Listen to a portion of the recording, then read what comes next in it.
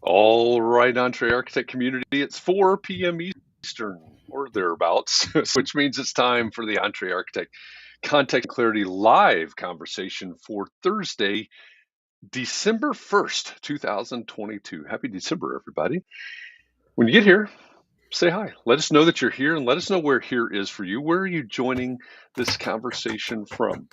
If we've never met before, my name is Jeff. I'm in Indianapolis. I come here every weekday afternoon at 4 p.m. Eastern for one reason, so that we can find clarity around the things that matter most to you, the architect. It doesn't matter if you're the employee of a firm or you own your own firm.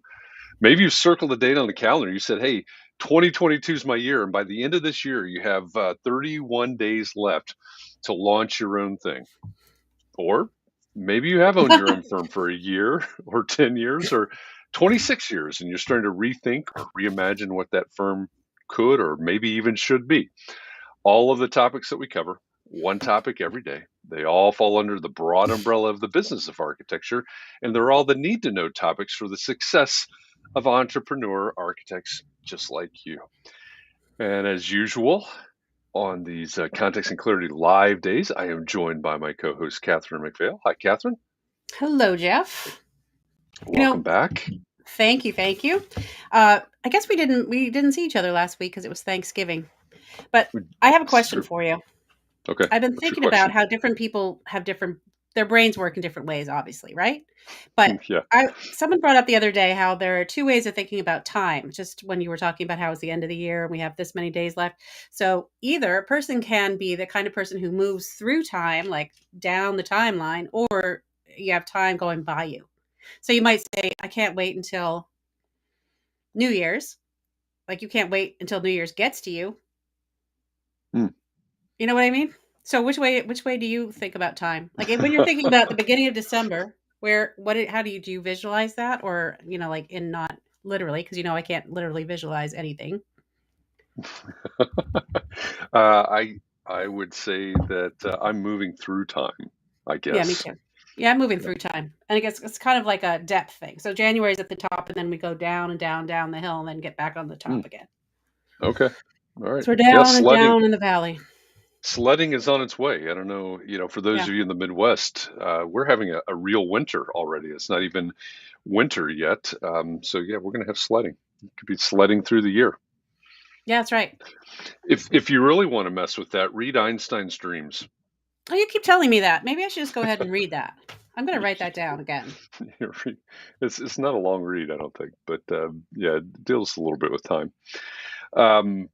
Looking out at our community here, I see, looks like to me that Chris Novelli is the first in the room today. He's joining us from Massachusetts and Facebook. So Chris is the winner of today's John Kinney Memorial Crocheted Bathtub Award. Congratulations, Chris. Welcome back.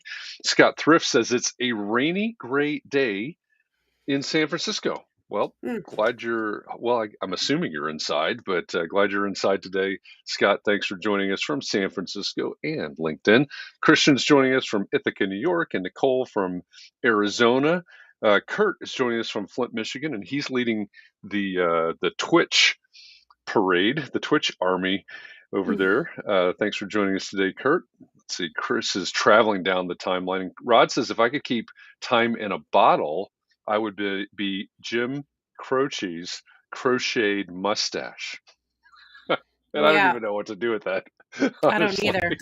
Thanks for the earworm, though, Rod. Yeah. I'm going to be humming that all through the show today.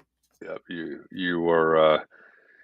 yeah, no one's going to be able to unhear that or see it or unexperience that.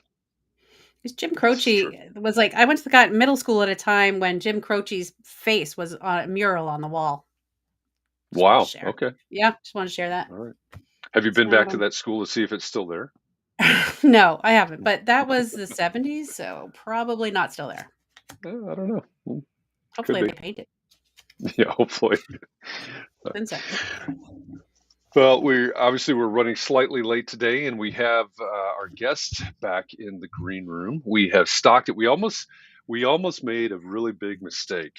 We ordered Twizzlers for the green room, And, when I was checking the boxes on the Target order, I checked the black Twizzlers, but it turns out that would not have been a good thing. So we've got Mm. a whole bunch of red Twizzlers in the green room for our guest. And they may be running out by now. So we better Yeah, we haven't get let to people it you're here. waiting. Yeah. Yeah.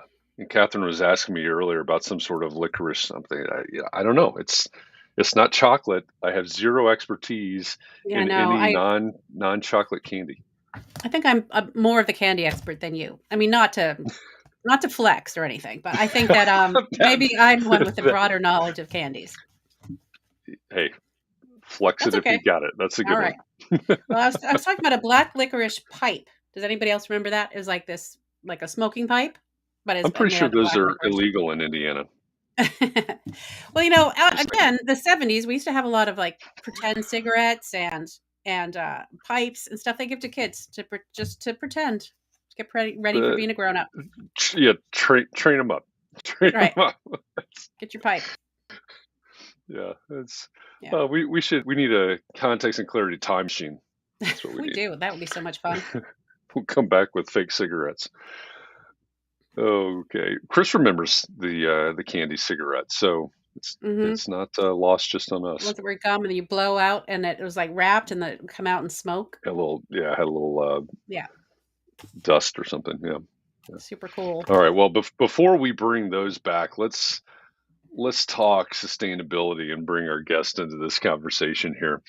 Our guest today is a change maker with over 20 years experience in the AEC space from multiple perspectives, including design, product or materials, and the industry association levels. She's a resiliency and sustainability strategist and the senior director of resilience and climate adaptation at the American Institute of Architects. Melissa Wackerle, welcome to Context and Clarity Live. Hello. Thanks for having me. It's fun to be here. It's great I to have also you remember candy cigarettes. Yep. They were super cool, man. They really I don't were. remember the licorice pipe, though, because licorice is disgusting. You're right, of course. Unless it's red Twizzlers. Has to be the red kind. Yeah. What's the difference between is a red Twizzler, is that licorice or is that classified as something else? I would say it's probably not technically, but No, I think they just call it red licorice. Yeah, it tastes nothing like black red licorice, but I think it's not like, it's not that black licorice flavor that a lot of people object to. I also enjoy dark chocolate, but I'm not a big sweets person. Yeah, I like it. Yeah. Well, all Jeff knows about is dark chocolate. Well, everybody that's showing up to talk about sustainability, what we're really going to talk about is sustainably sourced dark chocolate here. So we're going to jump into it. I think that you can find, as opposed to Twizzlers or Nerd Ropes or other things, are probably not sustainable. Well, no, there's a lot of plastics in the ocean, and in my mind, all those fall into that category. So yeah, exactly. They're sweet plastics. Anyway. Anyway, this has been fun, but Melissa, thank you for joining us today. It's great to have you here. It's been a long time coming. I mean, we're getting close to 3 years of context and clarity now, and this is the first time that we have spent an entire week focused specifically on quote unquote sustainability. We've talked about it from different angles and so on and so forth, but it's about time that we really had a focus on, I think, the future of resiliency and sustainability in the built environment. So maybe the place to start, because I know, we can get into some semantic issues and some messaging and things like that. So maybe the place to start is when we talk about, you're a sustainability and resiliency strategist. What's the difference between sustainability, resilience, climate adaptation, green? How do we define these things? Where do we draw lines, or do we draw lines? Well, I see them as sort of two sides of the same coin. And if I think of sustainability and resilience, I think in terms of climate action.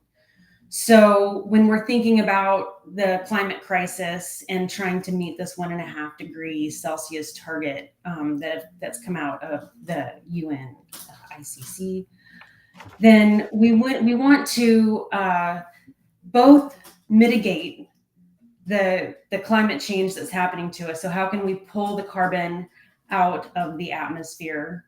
How can we prevent carbon from being emitted into the atmosphere? In particular, greenhouse gases. Greenhouse gases are some of the worst, obviously. I think we all kind of understand that these days. But the other side of that equation is that the climate is already changing, and we see these changes all around us. I mean, we have all kinds of billion-dollar disasters now across the country, increasing every year. More every year seems to be a record-breaking in some way, shape, or form. And so, in addition to mitigating the climate change by embodied and operational carbon reduction, then we also have to adapt and make sure that we can withstand the changes that are coming toward us with sea level rise and wildfires and wind speeds, tornadoes. Every place has its own vulnerabilities, and so we need to design for those as they increase. Go ahead. Do you mind if one of the questions that we talked about this morning was, what is carbon exactly? So when we are talking about taking it out of the air or not putting it into the air, is that carbon? Is that what is That's a great question. So carbon is really a short term for carbon dioxide. Okay. But there's also different levels of greenhouse gases. So you'll hear about greenhouse gases. Carbon dioxide is a greenhouse gas, but it's also part of our normal atmosphere. So, humans breathe in oxygen, we exhale carbon dioxide. Plants breathe in carbon dioxide and exhale oxygen. We should be thankful for that one. Yes. Right? Yeah. So the carbon piece is also, the actual, I'm not a scientist, so I'm going to do my best, right? But, we also have just the carbon molecule. And so that's more of carbon stored in a material. So when we think about embodied carbon, we think about, let's say we have a wood timber frame construction. And so you have the trees that take in the carbon dioxide, convert that into roots and wood and leaves and all the other things that trees do. There's carbon in all the flora and fauna across the world, including us. We're made of carbon too. So, it's part of the cycle of the planet. So carbon is more the solid form of that material, and carbon dioxide is the gaseous form, I think. Again, I'm not a scientist, so I'm doing my best, but that's kind of the difference. But oftentimes when you go to a conference, like let's say we just got back, AIA just got back, not me personally, but AIA sent a delegation to COP27 UN conference on climate change, and carbon is just kind of a short term for both embodied carbon and carbon dioxide that you'll find in the atmosphere. So it can be kind of nuanced. Okay.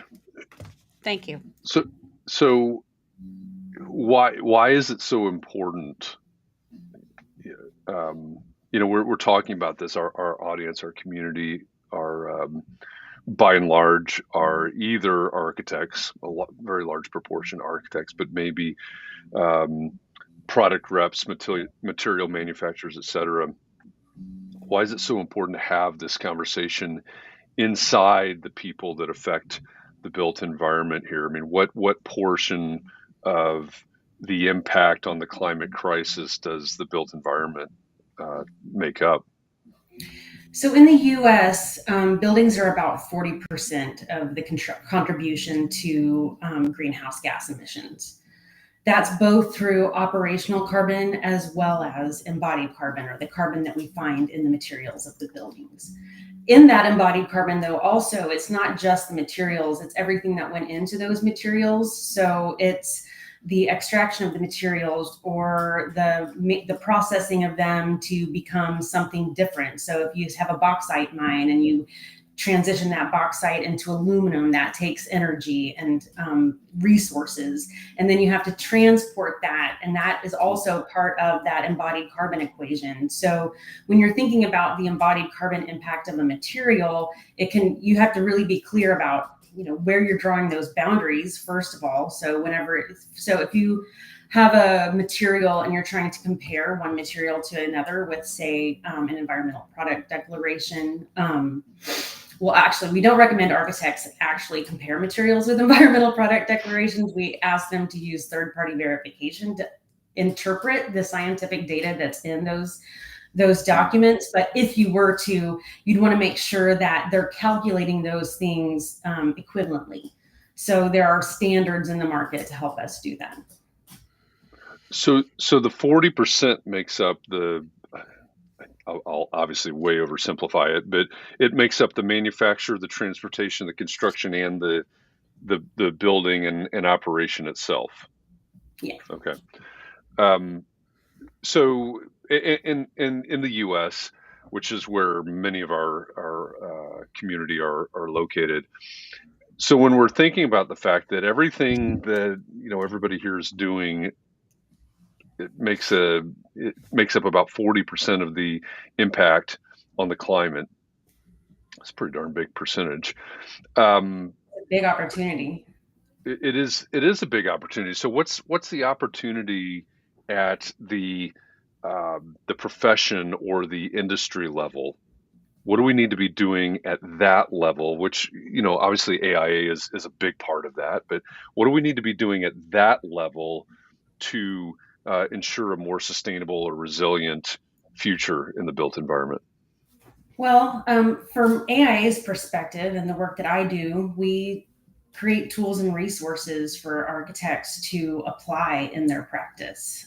We also lobby for better policy. We lobby for policy incentives. We we support code development and adoption. We're always looking at how the profession is impacting society. So, our mission is in service to society. And so we want to make sure that the built environment and the buildings that our members are designing can respond to the needs of the society that are in place now. One of those needs is climate action and mitigation and adaptation. But when we think about sustainability, we have to think about it in the true definition, which is really the triple bottom line. And that's defined as people, planet, and prosperity. And you'll hear that in lots of different, formats or terms, but it's really making sure that it's a holistic solution to the problems that we face. And that includes also the social equity side of the equation and making sure that we're building communities for the people that will serve the community's needs and not just the people who are, the clients and the building occupants. It doesn't mean that we don't have to, satisfy those requirements. We still have businesses to run.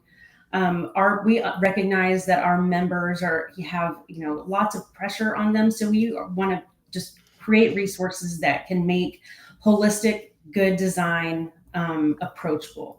And so we do that in a few different ways. From the AIA, I mentioned our advocacy efforts, but really when it comes to the work that I do, I work mostly in our framework for design excellence. And so that's basically a set of principles that will help designers look at their designs holistically and across 10 principles of high performance. And it's not just the performance of what's your energy use intensity of your building, but it's also, how is that affecting the community? How is it providing value to your clients so that they can be profitable? So there's a lot of different criteria there, but it's really thinking about all the ways that buildings can perform, and then giving guidance and resources to help our members achieve that. Is that for all types of projects or just larger scale projects? Or it's made for every project scale, every firm size. there's different levels that you can approach it, but at the very basic framework for design excellence level, it's just really the essence of it is a PDF that is a series of questions that you can have with your owner just to start in the design process. Say you're having a design shred, and you can, just explore these topics with your owner. And then basically what you can do then is align the values of the owner with the performance of the project. What we find when we've done client research is that clients want healthier outcomes for their occupants. They want to be, good stewards of the environment. They want low electricity bills. They want a project that will withstand high winds or whatever the changing climate has to offer them. And so it's just a matter of connecting those values to the way the building performs. And really, that's a way to show the value of the architect. I'm glad to hear that, because so the question we started with yesterday, every day when we have these conversations, we start with a question. And the question yesterday was, how do you, quote unquote, sell sustainability? And that might not be the right way to say it, but when you're talking about aligning those values, I think that's really important. And one of the things, I don't remember who made this comment yesterday, but it boiled down to making all of this understandable, right? We talk about sustainability. What the heck does sustainability mean? And the different nuances, like you said. And but I think you're exactly right when you say, if we're designing this and aligning with our clients' values and needs and all that, that also shows the value that the architect brings to the project, to the built environment, et cetera. That's something that we talk about all the time is, and there was an article, you've probably seen this. I think it was over the weekend. It was an op-ed in the UK where somebody, I don't remember who it was, but just lambasted architects. There's no value to architects, and this, that, and the other. And honestly, I think it's on us all the time to demonstrate the value that we're bringing. So I love the idea that here's a great starting point that we can, a tool that we can use with clients that, oh yeah, by the way, it demonstrates the value that you bring to the process. You mentioned equity, which I think is also an important part of this conversation, because a lot of times, my mind immediately goes to like building science, right? Well, what about the materials? What about, the vapor barrier and things like that? So how does equity come back into this conversation? So what we find with climate change and the impacts that the deleterious impacts of climate change is that they affect those folks who are most underinvested oftentimes. And so there is a huge climate justice issue when it comes to communities that are located in floodplains, because that's the only land that they can afford. There's intergenerational wealth that's tied to home ownership. And so when they lose those homes, they not only lose their place to live, their domicile, but they also lose the value that comes with that. When people are displaced from their homes, the lower income they are, the longer they're displaced, and the more impact that has on their lives. So that equates to lower income levels, because lack of job advancement or lack of opportunity to access education. So if you are someone who was impacted by Katrina, many of those people are still displaced. Many of them moved permanently to places like Houston and Dallas and, all over the South. Mm-hmm. And so it takes a long time to recover from that kind of disruption to your life. And if you don't have the financial resources in place to absorb that, it can be devastating. That was another one of the questions about drastic climate change, and is migrating to other areas of the country going to be an issue, and how, as architects, can we help with that whole situation? What can we do before it's too late, you know?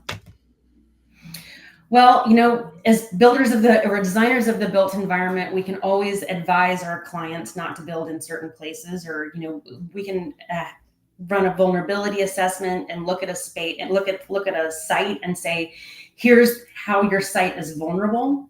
And we can either adapt to those vulnerabilities, or there may be times where we just need to say, that's not a good place to build.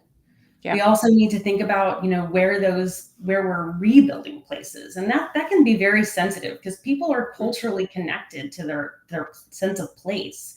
Right. And so, when you're trying to, think about not building on a place that's been impacted repeatedly, then, it's hard to manage. With architects, though, we can think through where those people are going to go. What are the housing solutions that we're going to provide? How sustainable, how resilient are those places? Are they meeting current building codes? Are they exceeding current building codes? A lot of it is also really protecting asset value. So, when we think of building codes, architects know that the building code is the minimum standard of building a building that's habitable. Those codes are really centered around life safety, ensuring that the building is standing long enough for people to exit and survive. But when you think of that whole equation of health, safety, and welfare, it's more than just safety. And part of that is managing and maintaining the value of that building as an asset. So then you have people who are not displaced, or are displaced for a shorter amount of time, because the building is still standing and it's in a form that people can quickly reoccupy. There's also providing places of respite. So where are the shelters? Where are the places that can't go down? Where can we house people in the event of an evacuation, or if there's a fire? There's a lot of design work that really goes into that. There's also a level of land use planning.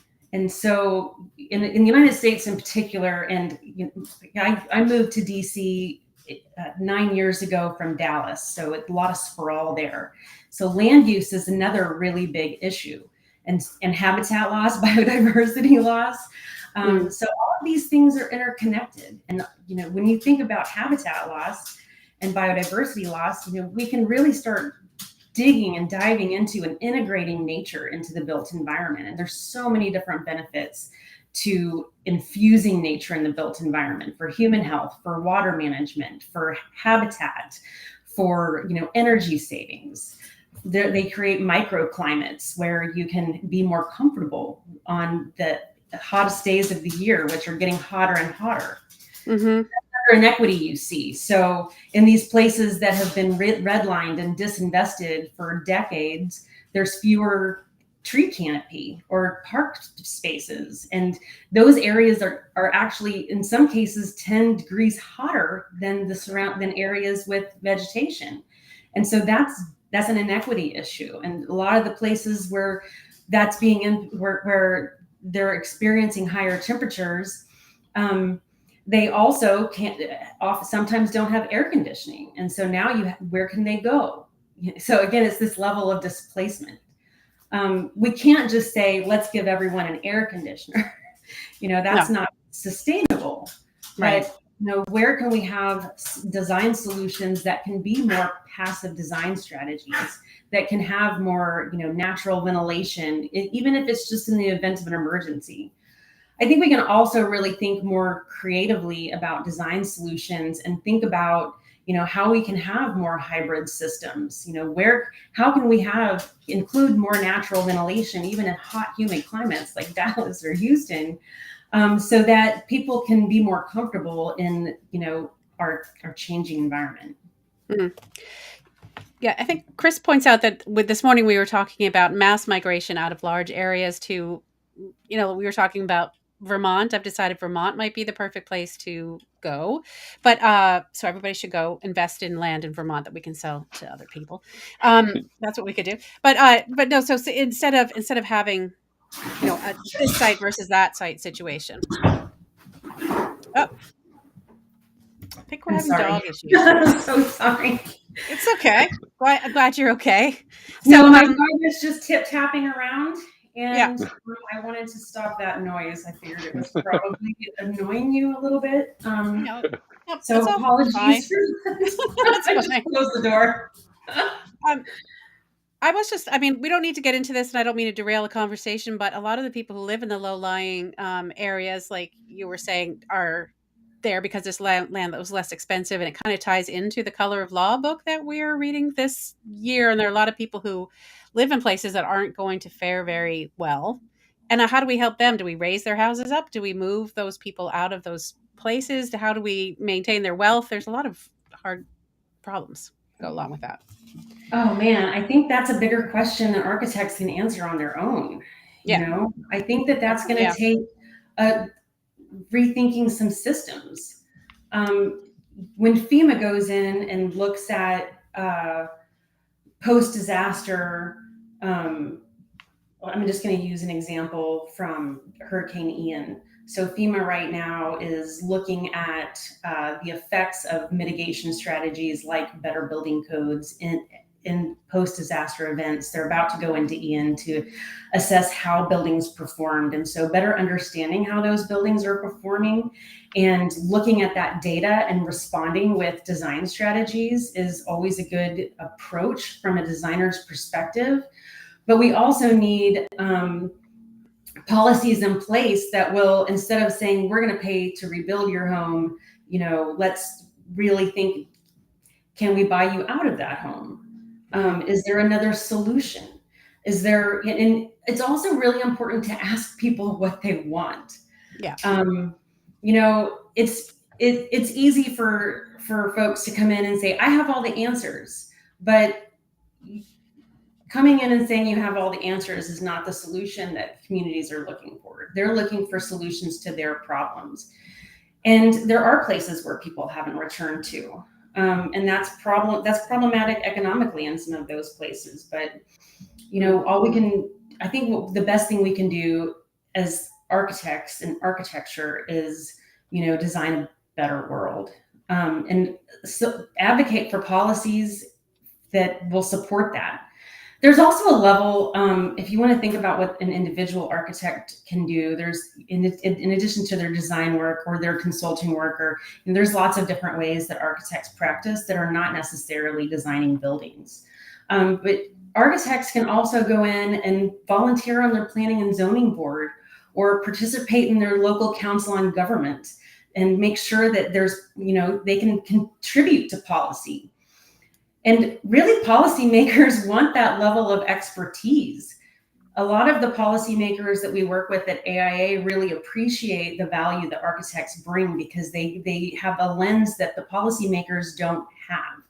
So when we advise on, or when we can make recommendations on policy to congressional committees and say, hey, we know you have a bill on, we have one that's, it's a bill on resilience in CARS, the National Climate Adaptation and Resilience Strategy Act that's in process right now.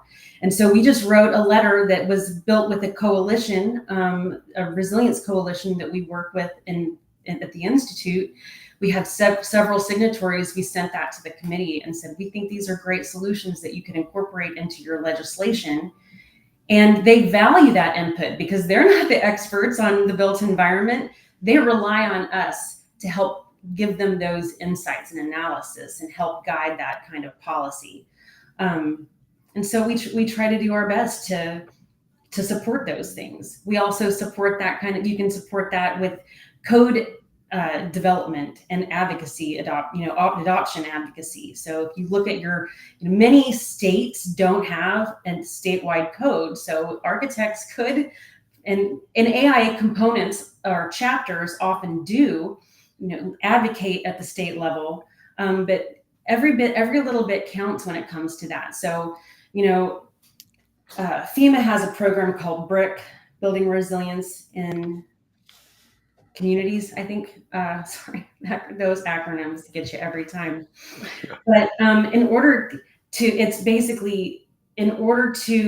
get the money or get more money from the program, you get more from having a statewide code.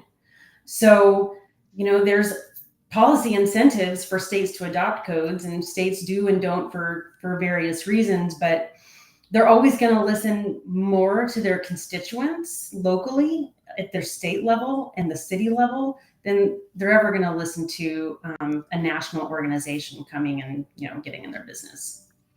Yeah, I think that's a really good point. I mean, I don't know about every state, but where I am in Indiana, there's a lot of advocacy happening at the local level, which, here we are, it's the United States, and we seem to be back to arguing states' rights all of a sudden. But, the things that happen at the local level often have as much or more impact on your projects than anything and that's not a knock on AI National at all, but what's happening here is legislated by the State House, which is just right over there. And because of my perspective, here in Indiana, which is I haven't seen any other names from Indiana, but a sometimes backwards state in some of our opinions. What happens when you run into people that just don't care? We all know that money drives a lot of things. So what happens when you have a client that says, "Oh, we don't have the money to do sustainable things or sustainable materials," or you have a developer that says, "Hey, all these things that you're talking about are great, but that's not in our performa." Do you have any advice for what to do in those instances where somebody is we're not preaching to the choir anymore, they're not drinking the Kool-Aid, they either don't care or they're against it? Well, I spent 30 years in Texas. Yeah. So I understand that perspective. I'm from rural Missouri. I understand that perspective too. And again, it just goes back to what we started with. What's the value proposition? So when you have post disasters like Ian, for example, we can point to the building code and say the buildings that were designed before hurricane codes were improved after Hurricane Andrew failed disastrously. Yep. The buildings that were built after the codes were improved after the impact of Andrew have performed better. They're not destroyed. It's not as devastating. And so that's where you can point to it's the value proposition. And that's where also federal policy and incentives can help. There's a new program that's building performance standards and making sure that we can have a shared set of standards that we can apply across communities around the country. And so I think that started with 33 communities looking at building performance standards. And, you can't manage what you don't measure. So the connection is really, where do you find your value?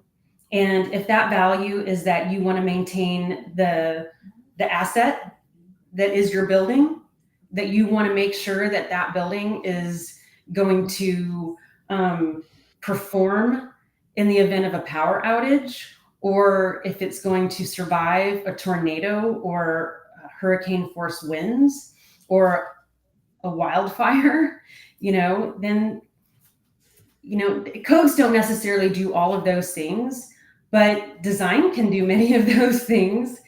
And I think one of the things that I find a bit of a fallacy in the question is that it costs more. And really good design does not have to cost more if you can be really thoughtful, especially early on. You can reduce system sizes by applying passive design strategies like daylighting or ventilation where it's most appropriate. Again, responding to the climate that you're designing in is critical. But thinking holistically about the building and making sure that you're applying these solutions across the board. VMDO Architects out of Charlottesville, Virginia, delivers net zero energy schools at the same price as they would a non-net zero energy school. They're following the same design brief that others would have as well. And they're saying we can meet this design brief and beyond with good, thoughtful design. And their buildings win awards. They win AIA awards. So, and the clients see the value because now they have lower electricity bills. I think that communication, to me, a lot of this comes down to communication. It's how do we communicate the value? How do we communicate these things? And, those examples really resonate with me because back when I did design, I told the story yesterday. We had a client that, it's a large home for a family that on many levels there's nothing quote unquote sustainable about this, right? It's just a big multi-million-dollar home that they're paying cash for. That story pops up all the time. But what they were concerned about, and they didn't care about sustainability, right? Oh, what about Well, we don't care about any of that. But what they did care about was the operating expense of the home, because this is what they're going to pay month over month over month. And now suddenly, right, we've got the best materials, we've got the best technology, we've got all of these things. And it's, again, on some level, probably on every level, it's a much more sustainable home than it would have been, still falling far short of a lot of our metrics. But communicating, hey, and I don't know, do we with certain clients, do we not use certain terms in favor of other terms? Maybe. I think it's communication. How do we probably sell sustainability? Might not be the right way to say it, but how do we sell sustainability to everyone? It's going to be a different conversation everywhere, I think. Yeah, you have to meet people where they are. You can't just come in and point. say, I know everything and I have all the answers for you and I'm going to tell you what's important. Like that's not ever a successful sales strategy. I'm not a salesperson, but it's so tempting though, because it's so frustrating that you have to use certain words with people so they don't get too excited about like the whole. Anyway, I'm just not even going to go into the whole climate. We used to all be working toward fixing this problem until certain people decided they were. I just don't understand why those certain people can't invest in sustainable energy and then let us all try to work toward. What blows my mind is the billions of dollars that are put in political ads that could be better spent in actual programs. Yeah. and the misinformation that's being spread about climate change or not being suppressed about climate change. I don't understand that really. Anyway, I feel like most people these days have a sense that the science is the science. It is the facts. Sometimes we're just not, if you are vehemently, taking the position that the world is flat, I don't know that I can give you any level of science that is going to help you believe that the world is not flat. We have pictures from space of our beautiful model planet, right? It looks flat though. It's just a circle. So, but sometimes people are just not going to believe things, but, not like, I don't think that that's the vast majority of people. That's a small percentage of people. And, the ones that understand that the science is real, and many architects, in my experience, they have a lot of conflicts with their time. They have a lot of activities. They have a lot of things to do. And so we don't necessarily want to say this is one more thing, right? It's just, we want to integrate it with all of design, which is what we're trying to do with the framework for design excellence. I'd also like to point out, that it's not, it's neutral when it comes to firm size. So a lot of firms think, oh, that's a big firm thing. Only big firms that can afford to have like research divisions, like Perkins and Will's transparency site, those sorts of things. It's amazing. And the fact that they give that to the profession is incredible. But what also happens is a lot of times small and medium-sized firms are the most innovative. So I'm thinking firms like Helmuth Bickness Architects out of St. Louis, and Kipnis Architecture and Planning in Chicago area, Evanston, or Unabridged Architecture in Mississippi. These firms are like under 10, under 5 people, and they do amazing work. And what happens is sometimes large firms look at those innovation incubators. Thanks for putting that link in. Those innovation incubators, and adopt their practices because they see the value there. So it is really something that every firm can do if they just integrate high performance into their design. Well, you mentioned meeting people where they are, right? And if we took the attitude that it's only a Perkins and Will size firm, or in any of the 3-letter firms out there, then Perkins and Will is not generally meeting people where they live. Now they may be meeting people where they study. They may be meeting people where they work and things like that. But I think when we come down to the individual firm level, large or small, as you said, there's I'm guessing at this, but there's probably more impact possible at the small firm residential firm level than designing university buildings or something like that. So it's I think it's important, like you said. I think it's important for all of us to consider these things. Mike Maines, I see him in the comments here. He's one of the co-authors of the recently released Pretty Good House book, which I think does a fantastic job of helping people understand what all of this means, and how your home can be designed in, dare I say, sustainable ways, using sustainable methods. Yeah. So the Perkins and Will link up on the screen. Here's sorry to interrupt there. Here's another link for those of you that are watching us live or watching the video on the replay. You can also use this link that I'm about to post from AIA National. So you're posting that. So that was one of the questions, Melissa. Have you heard of the Pretty Good House book? I have not. Heard of the Pretty Good House book. I'm sorry to say. Or not even the book, but just the movement, the Pretty Good House movement. I mean, I think we were talking this morning about how that is a way to, like their mission, I think, is to educate the public in a way that they can understand, and also architects. So anyway, just put that on your reading list, maybe. I will. Thanks for let that link up momentarily.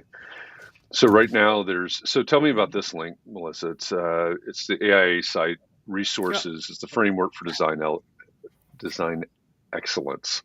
It was just about elegance, but excellence. That's the tool that I had mentioned to you guys, that is really that kind of intersection for the holistic high performance design. It was adopted from the Committee on the Environment's Top 10 Award Program. We have 25 years of projects that have been, more than 25 years have been submitted through the COTE Top 10. It was always intended to be, temporary. And so in 2019, AIA adopted the COTE Top 10 Award Program as the framework for design excellence. And so the link I sent has kind of an overview of the program. It has a download of the PDF that are those guiding questions, as well as individual pages for each principle that talks about, some of the strategies that you can use. If you could only do one or just a few things, what are the highest impact items that you could do in that principle? if you wanted to find what best practices are out there, if you wanted to look for resources, and we have resources, we provide both AIA resources where we have them, but we also connect to other outside industry resources. So, for Design for Change, for example, we can point people to the National Climate Assessment so they can understand what the risks are to their projects. So there's all these different tools, and then each of those tabs, tiles on that page also has case studies that are associated with it. So every one of those is just kind of a little, hey, I want to know more about this. I want to implement this in practice. Another thing, we talked a lot about the communicating to the client, and another great resource that we have on that, I'm just going to pull it up really quickly for a link, is this ROI of high performance design. And so this is some information on how you might talk to clients about the benefits of high performance design. And we talk about materials, we talk about resilience, and we have one working on equity that's coming soon. We have information on embodied carbon and asset value. So there's a lot of, and those are all basically built from literature reviews. So we worked and looked at what the research literature is saying about this. And so all of these studies that we cited have been vetted and peer reviewed. So it's solid research and data that you can share with your clients or use just to kind of bone up on your own expertise. Yeah, that's great. And so, it's important to know that those resources are out there. And, if you've ever struggled to say, how do I convince somebody, or how do I prove that there is an ROI to whatever this is that we're talking about? Here's a great resource for that. Somebody asked earlier to post the link for Pretty Good House. It's prettygoodhouse.org. We'll pop that up here again in a couple of minutes after you've had a chance to take down this ROI of high performance design link. But also just announced is that we're doing a Pretty Good House workshop December 13th through 16th. So look for that in the EntreArchitect community Facebook group for more info on that. I know everybody is really looking for the resources to not only to learn, but also to be able to educate, which I think that's an important aspect of all of this. Educate ourselves, certainly, but educate the public about all of this. It's important. Yeah, it's really important to drive that demand. We want to make sure that people can understand the potential of the built environment. When it comes to climate action in particular, I think people just don't understand the impact of the built environment, but also the potential of the built environment to, help solve some of these problems. So it's all opportunity, but there's also a great sense of urgency. And so that's why AIA has so many programs in place to support our members in implementing these things. A couple of pieces that I think are worth mentioning that I don't want to go away without talking about is some of our programs for really measuring progress. So I think someone in the chat earlier mentioned a spreadsheet for the Framework for Design Excellence. We do have a really robust spreadsheet that can track multiple metrics for the framework that was built out of the Coke Top 10 Award program. It's a very advanced tool. We also have more simplified tools like the PDF sheet that I shared for download with the guiding questions. But we also have tools for firms to measure their progress, and that's really, and most importantly, the 2030 commitment. So how can your firm really look across your portfolio, whether that's 5 projects or 500 projects, to understand the impact it's having? And then that's also something that you can communicate to your client. You can say, we are involved in this program and we've contributed to climate action solutions, and you can measure that through the Design Data Exchange, which is a tool we have to measure. Currently, we measure operational energy use intensity or operational carbon emissions, as well as embodied carbon and metrics as well. So, there's a lot of great ways for firms and individual architects to engage in creating a better built environment. Yeah.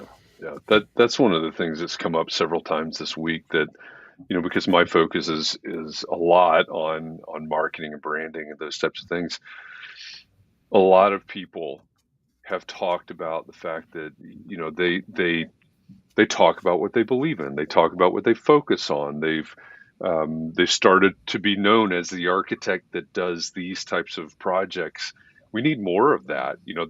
That is, I said this yesterday, but that is firmly in the brand building process. When you become known as the firm that focuses on that, that's the brand that you're building.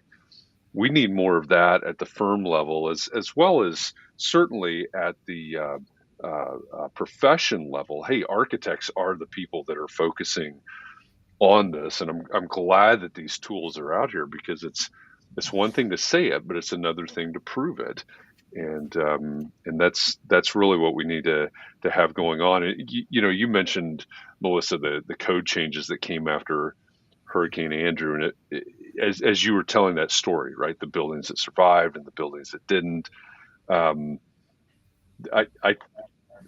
That's horrific, but also really useful, I think, because I can totally visualize that. Do you see after Ian, again, very impactful. Do you see more big changes coming on the heels of, I guess specifically Ian? And as you said, there's more and more happening all the time. But do you see more coming on the heels of some of these most recent storms and fires and the events of 2022? Absolutely. There's organizations out there responding already. FEMA is doing the mitigation assessment team. They're going to be sending people out to evaluate the progress. We also have entities like the Insurance Institute for Building and Home Safety that has this really advanced facility for understanding hazards on buildings. They're really starting to dig into wildfires. It's also making sure that we don't just say that these things are coastal. So when you look at what happened across the Midwest and Tennessee and Kentucky last year with those horrific tornadoes, the same kind of code improvements can help those buildings that have the high wind tornado impacts as the hurricane wind impacts. So where can we apply some of those best practices, but also better understand, how buildings are responding to these things?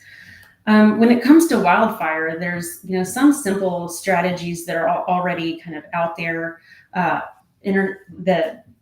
The Insurance Institute for Building and Home Safety is studying wildfire right now. They have guidelines for wildfire, things like defensible spaces and the types of materials you're building with. And defensible spaces are actually areas around the building where you have limited vegetation, so that you don't have plants right up against the house that are going to burn, but you can still design a beautiful landscape around that. So it's just a matter of thinking about design in ways that are going to be responsive to our current environment, but also the future environment that we're facing. Yeah, that's a good point. Future. That's really what we're talking about, right? It's future. How are we adapting? I know I just realized I'm watching the clock here and watching the clock here. Hey, we started a little bit late, so we've gone a little bit long here. But as we wrap up this conversation, which has been, just chock full of great information here, what advice do you have for architects, at the practice level? We've got a lot of sole practitioners. Majority of our community are smaller firms. What advice do you have at the practice level for a firm? What do you need to be thinking about 2022 and beyond to build your practice, but probably more importantly, to serve your clients?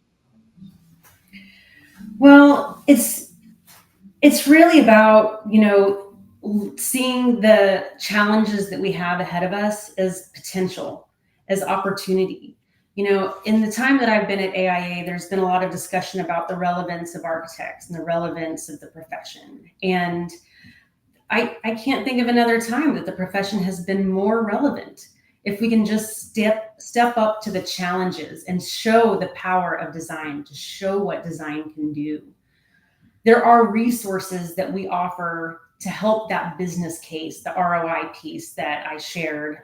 We also have a brand new guide on the Climate Action Business Playbook is a new guide that we just put out in the last few weeks. We have a resource, the Architect's Guide to Business Continuity, to help firms plan those disruptions that might happen to their actual practice. When they had the Harvey floods in Houston, 2 years ago now, 3 years ago, many firms were flooded. And a lot of those architects went to other firms and had desks at those firms. And so, it's possible that your practice will be impacted by some climate hazard or some disaster. And so what is your plan to continue practicing? Because in those disasters is when we need architects to recover from them. And so if your business is not solid, if you don't have an office, or if you don't have a network, or if you don't have a phone system, or whatever is missing, how are you going to respond by your practice? So there's a lot of business aspects of this too. That's a great point. It's an interesting point. Yeah. Probably one that we don't think about that much. It's not fun to think about those things. It's not fun to think, what's going to happen if my office is under 3 feet of water for a week? Right. It's a challenge. And architects are busy people. We're all busy people. There's so many challenges to day-to-day practice. It's hard to set aside the time to sign the 2030 commitment, or create a sustainability action plan, or create a business continuity plan. Less than 50% of firms, in some research we did in the last year, said they have business continuity plans. So that's half of the profession that, is not prepared in that case, but we want them to be. And so, we create the resources that can support that. So, one of the things I can say is check AIA's website. If there's something you want to try, if there's something you want to do, we have a lot of resources that, a lot of our members say, I didn't even know you have that. And we want to solve that problem in many ways. We're working on that. We're working on better communication of the value of AIA and the value of our programs and the value of the framework for design excellence and its goals of a healthy, equitable, resilient, zero carbon built environment. So we are here to help. And, that's why you're a member. Yeah. We appreciate all the work that architects do. Yeah. And the contributions to the Institute, let me say that, because everything that we do is driven by our members, and they're so generous and kind and passionate. And I appreciate that so much. Well, we thank you for all of these resources that you've shared. And for anybody out there, if you're listening to this later, or you're watching this later, or you've been along for the ride this whole time, we thank you for being here in person. But go check out the resources tab at aia.org. Melissa shared several links here for us, and I know some of you have picked those up and posted them in the comments, which is very helpful. Thank you for that. But if you need more, just go to aia.org and find the resources tab at the top, click on it, and you're going to find, if you do that, you're going to find a lot of resources, not just around sustainability, but a lot of things. So Melissa, thank you for this conversation. Really appreciate everything that you shared, and everything from the mindsets to the technical to the ROI and everything else. It's there's a lot there, and we thank you for the work that you're doing there. It's been delightful. Thanks so much for having me. It was a lot of fun. Oh, great. Thank you. And, we're going to send you some more Twizzlers We'll send it to you for Christmas. Looking ahead, number one, Katharine mentioned this earlier, and many of the things that Melissa touched on are related in some way to the book The Color of Law by Richard Rothstein. That's been our November Context and Clarity book club book of the month. Obviously, last week was the Friday of last week was the last Friday of November, but the day after Thanksgiving. So we pushed that discussion back until tomorrow. So we're going to host that tomorrow, 4 p.m. Eastern. We're going to talk about your takeaways from The Color of Law by Richard Rothstein. So join us for that tomorrow. Now, looking ahead to next week on Context and Clarity Live, our guest will be Jamie Claire Kaiser. She is the head of mergers and all things mergers and acquisitions at the Zweig Group. So many of you are thinking about succession plans and growth and different ways that mergers and acquisitions can affect you, your firm, your livelihood, your future, et cetera. So as usual, I will post Saturday morning about, hey, we're going to talk to Jamie next week. What do you want to talk about? So you let me know, what topics do you want to touch on next week.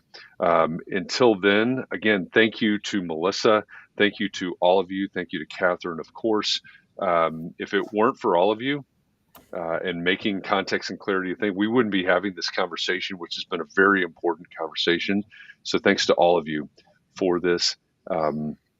Until then, please take care of yourselves. Be well. Stay safe. Keep those around you safe and well.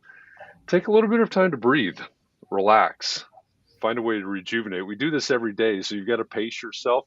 Thanks for going along this journey with us, and we'll see you next time, everybody. Thanks. Peace.